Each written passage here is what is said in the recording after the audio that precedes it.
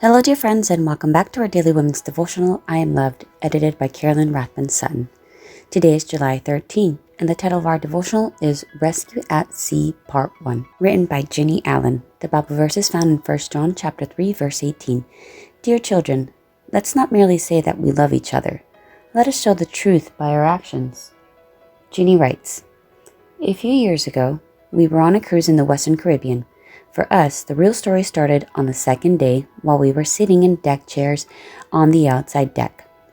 It was an at-sea day. Suddenly, Dave said, "What is that way out there in the water?"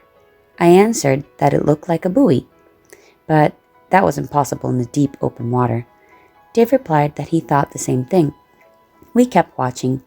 Then he exclaimed, "I think it's a homemade raft. It looks like people are trying to paddle it." By now, people in the deck chairs around us were watching too. It came closer and closer, and indeed it was a makeshift raft with a canvas tarp as a sail. We could see 9 people on it, and by now they were frantically waving shirts, making sure we saw them. We realized our cruise ship was slowing down, turning toward them, and then it stopped. Several people were shouting out, "We need to pick them up!" A watching crew member assured us that we were doing exactly that.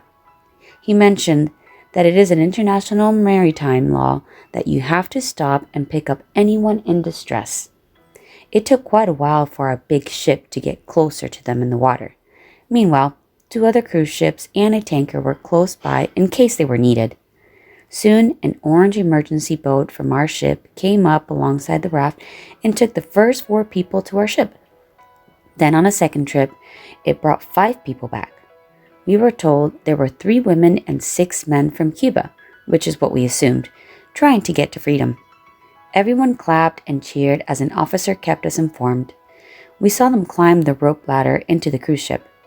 Their raft was made of 4 long blocks of styrofoam roped together on each side and several more blocks on the front part of the tarp sail.